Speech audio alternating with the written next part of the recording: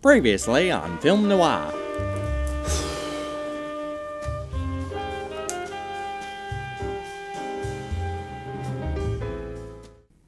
Hi, this is Ashley. I can't come to the phone right now. Leave a message and I'll get back to you as soon as possible. Thanks! Hello, Ashley. You probably have a pretty good idea of why I'm calling. Call me back.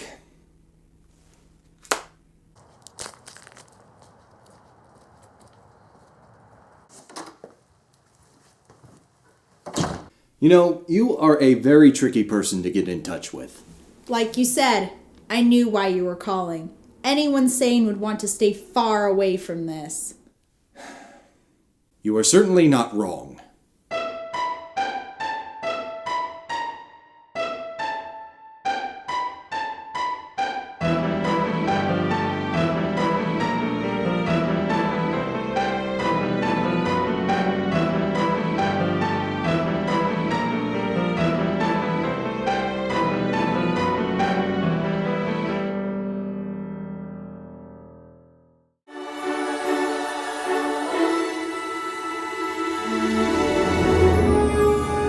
The Swan Princess, a royal MyZtery.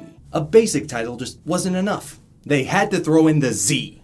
We haven't even started watching the movie yet, and I'm already 110% done with it. We've spent 7 movies with the Swan Princess series. Reintroducing it feels unnecessary at this point. If you're curious about its history, our reviews are in the description or on Steven's channel. You can watch them there. We aren't wasting more time on this than we have to. This is Swan Princess 8, let's freaking do this! The movie opens with Rats sneaking onto a ship, followed by Uberta on tour for a book she wrote. Slightly unexpected, but relatively tame so far. What is your name? My name's Ashley. Holy crap, your name is in the movie now! They're on to us! Oh, Gwendolyn.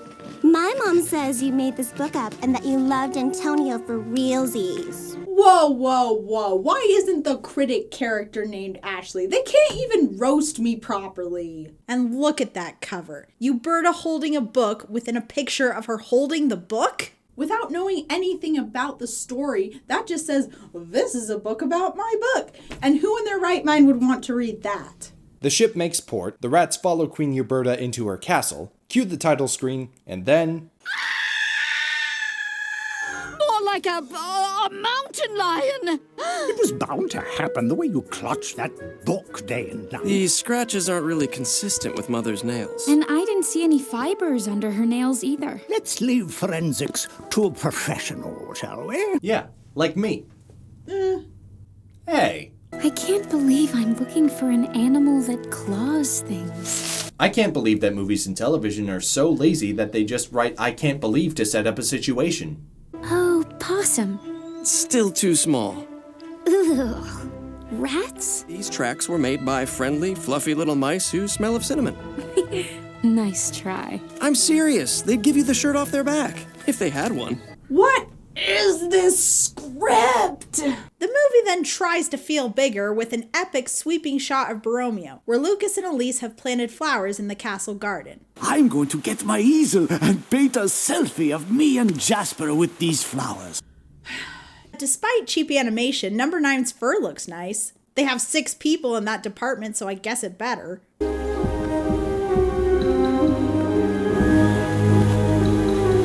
Looking at those gloves, I'm seeing a couple things on the fingers that indicate those fingers might be fake. And we do know one character who has fake fingers.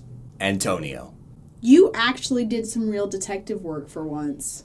You can patronize me all you want, Ashley. I'm feeling good today. While the kids look for a sheet to cover up the flowers from a pending frost, Scully is caught by another ghost, a bog named Hunch. Okay, if bogs get to be ghosts, why not somebody like King William? Rothbard got to be one, so it's obviously not animals only. No one, be he alive or dead, so it reads, shall steal pig bellies from the bogs. A clear violation of Bog Code Section 3, Article 19.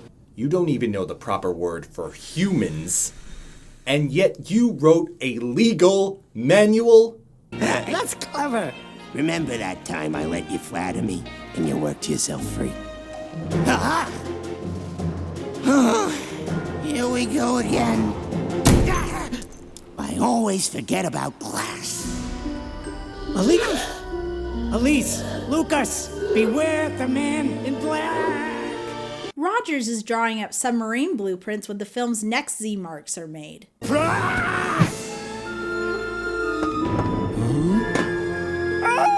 Carving Z's into actual flesh is pretty dark considering how tame these movies usually are. Guess they had to earn that PG rating somehow. Upon further investigation, Derek, Odette, and Puffin are marked as well.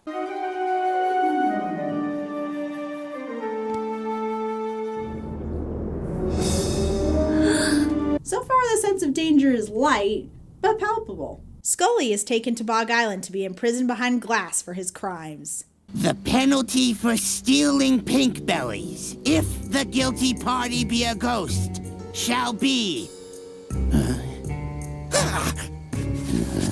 It's illogical enough that these moronic creatures get to have a legal manual, but now they are literally just making it up as they go along. Hey, kind of like the script. If someone finds out we put him in that jar without a trial, they could technically, feasibly set him free.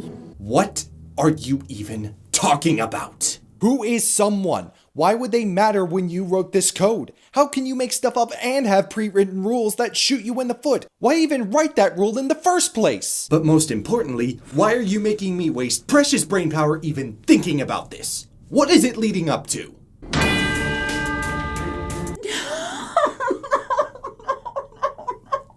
Derek and Odette rush to Borromeo to retrieve the kids, coming briefly across a statue of Count Antonio and Niccolo.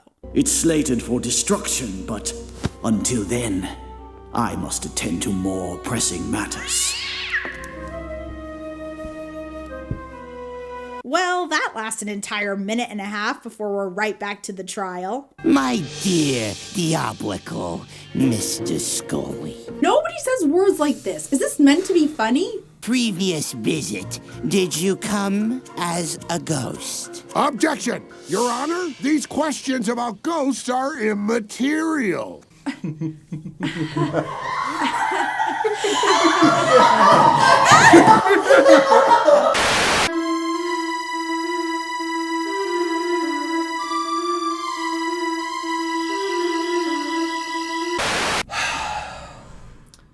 Sorry about that, just, hard to fathom that people are paid actual money to write this stuff.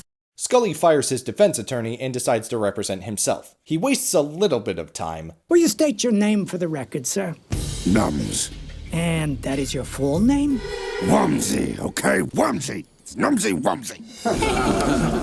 But ultimately, he makes a pretty good case. Would you be so kind as to take up the gavel and throw it at me? Unless he throws less like a nums and more like a numsy wumsy. How does a ghost who can't touch or be touched untie ropes and haul off pink bellies? I know it's this movie, but dang it, I love a good courtroom gotcha. I move that you declare a mistrial. Guilty! It doesn't count. Only the foreman can say guilty, and I'm the foreman. In the ensuing chaos, Scully escapes. And we can acknowledge that the movie finally focused on something. For 5 minutes and 15 seconds on the most excruciatingly dumb part of the movie thus far. After Scully foils a murder attempt... Derek! Move! Good thing I'm a ghost. Odette enlists the reluctant help of number 9. I'm following the rats.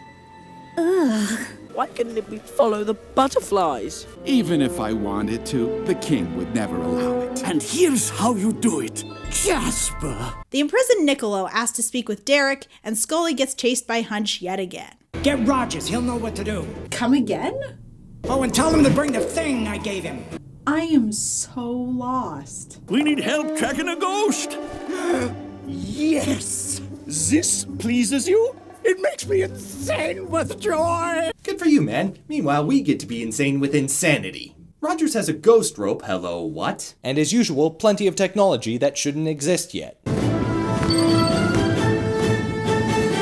Back with Derek, Niccolo has gone a bit You asked a man to come here? Say something! I did no such thing.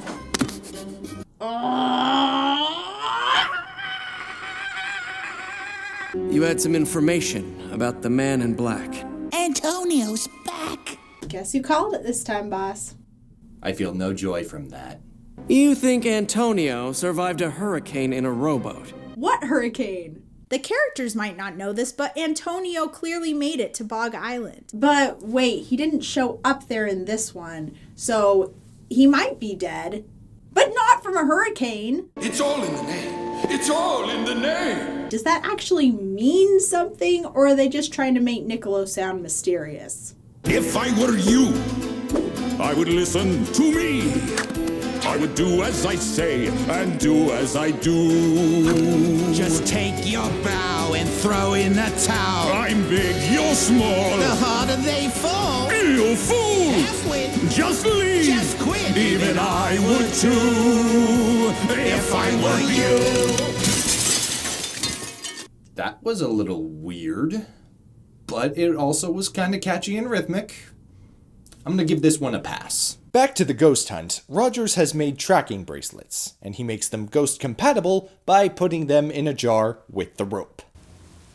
Okay. Meanwhile, number 9 is scared of the rats, so Odette sings a song to give him a boost. It's time to stand on all fours and man up. I'm feeling something. Be the cat that you are and man Is this a conscience? Could I really give up not caring? Be a cat with courage and daring. Numerical disorder aside, I'm kind of digging this song and the sequence. As a whole, the music seems way more ambitious this time around. When the voice in your head starts to worry, remember your fears and your furry. Whoa, what? Remember your fears and your furry. Oh, okay, but it did not sound like that the first time. Now that there's no music, I'm not really feeling it. This seems eerily familiar. Cute. Catchy. Didn't work. But this time it actually does work. That's right. Turn and run. Run! Back to the sewer with you. The kids, knowing Hunch is near, purposely mislead him. Scully hiding at wharf. See, that was actually pretty smart. Good thinking, kids. After wasting screen time showing us that wild goose chase, Rogers turns more items into ghost items. Tracker and communicator. So now he can touch ghost things while wearing the gloves. But the gloves are also ghosted, so how can Would you please stop trying to make sense of this? Your brain will thank you for it, and so will mine. Meanwhile, Derek's investigation leads to a stupidly simple solution. It's all in the name. Antonio Zambrano. Back on the ghost hunt, Hunch is subdued and clamped with a tracking bracelet. Then, in pursuit of the rats, Odette and number 9 head underground.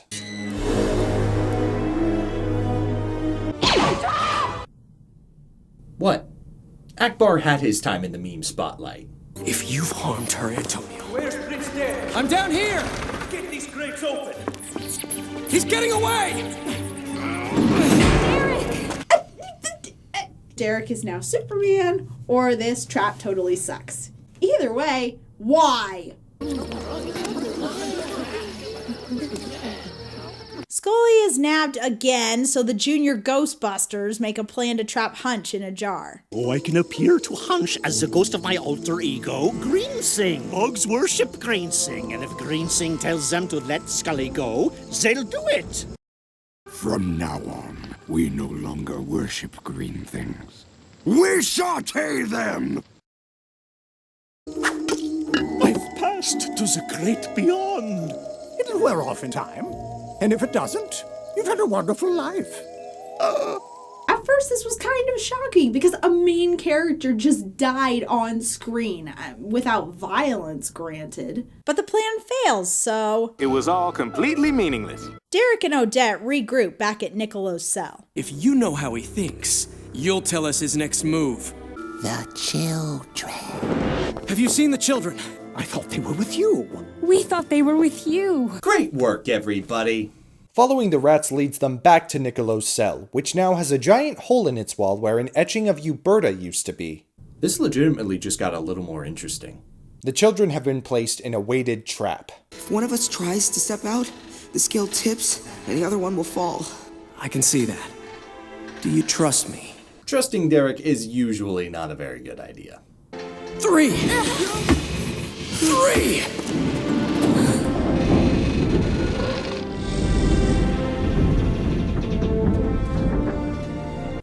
On the other hand, that was actually pretty heroic, and it intensifies the stakes a little bit. And now the mystery unravels. The great Antonio Zambrano. Oh, quite the contrary. I thought he was supposed to be a smarty. Only according to his mother. Whoa, wait, just Niccolo? Truly, I do cherish her book. I learned about every living creature responsible for ruining my plan. Why the Z? Oh, Derek. I'm disappointed in you. Niccolo. Brace yourself, guys, because I'm about to say something disgusting. I have to give this movie props. It kept going Antonio, and played a strong misdirection game to make us not suspect it was really Niccolo. They even made the book tour play a notable part in the main plot. A few questions remain, like why no one noticed Niccolo leaving his cell to go about his evil plan and where the man in black outfit went. Whatever your opinion is on the twist, we didn't see it coming, and I have to give the movie some credit for that. Oh my gosh, what is my life coming to? Derek manages to leap to safety. He gets swarmed by the rats, and then... That's it, I've had it! No.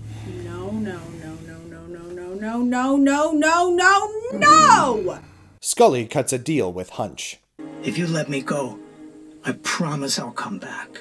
I will make the Pink Bellies promise to never come rescue me. Why would you sacrifice everything for them? Because they would do it for me. Then, more misdirection. While Odette leads guards to the pit, Niccolo plans to drown Derek in the crappy prototype submarine Lucas and Elise found at the wharf. Way to make good use of your pre-established resources, movie. It's a little thing, but it's still nice to see. So many friends, but not a single one in sight. Oh, here, take one of mine. Niccolo, I know you're evil, but that rat didn't do anything wrong. That you didn't tell it to do. And what irony that this rat ends up helping out the most.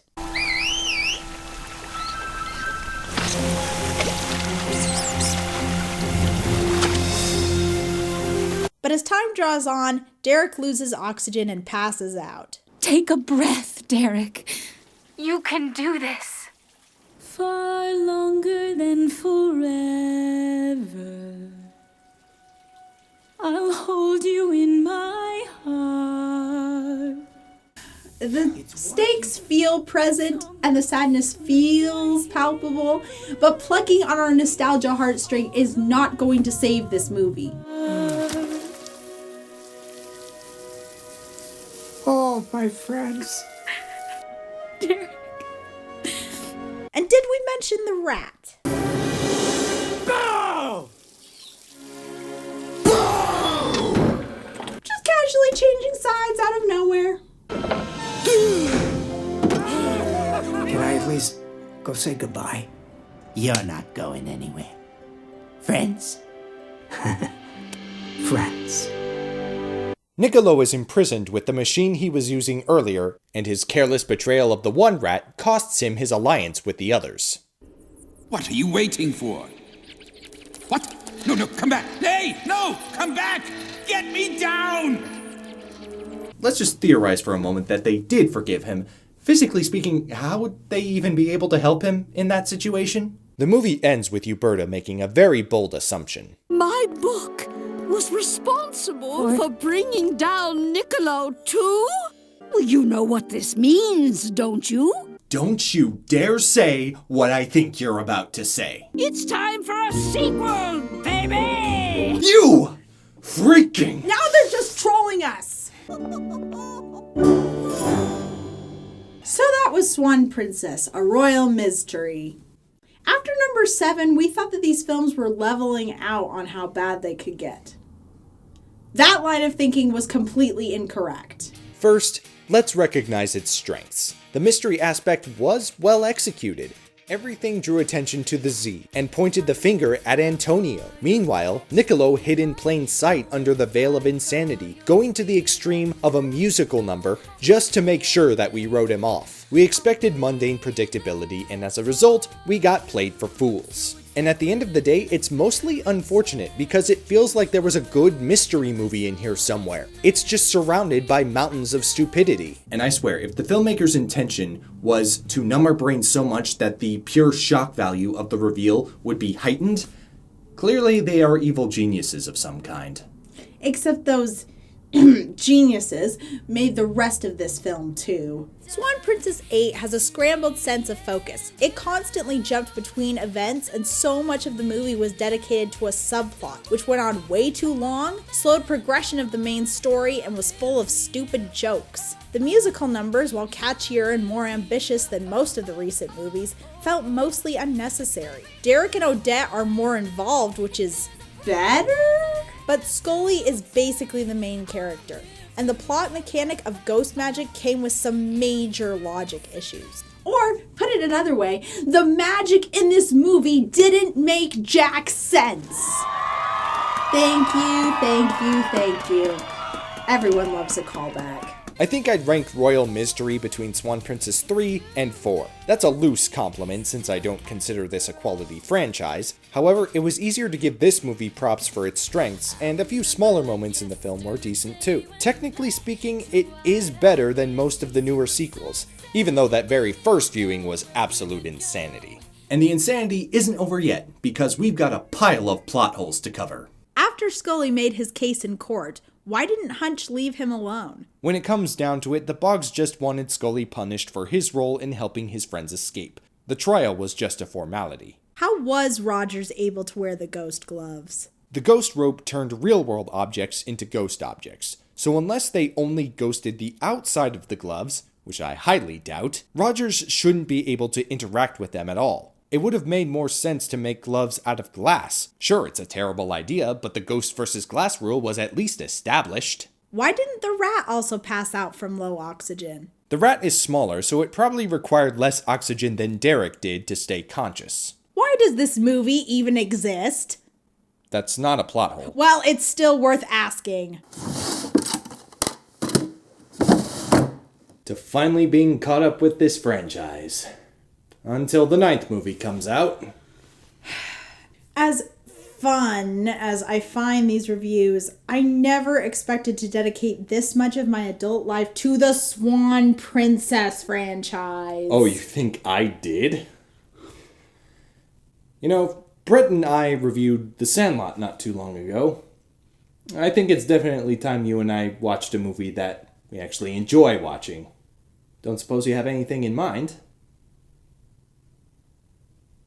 How do you feel about time paradox plot holes? Sounds saucy. Without me, you're nothing but trouble. Without me, you're nothing at all. A world with just you turns to rubble. Give up, give in, 'cause you'll never win. It's time for a sequel, baby!